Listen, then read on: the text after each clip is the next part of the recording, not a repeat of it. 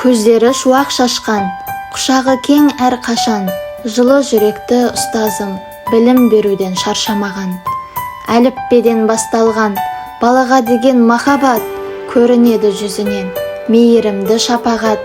Сөйлегені салмақты, күлімдеген айдары, қуаныштан нұрланып, балаға береді жылуды.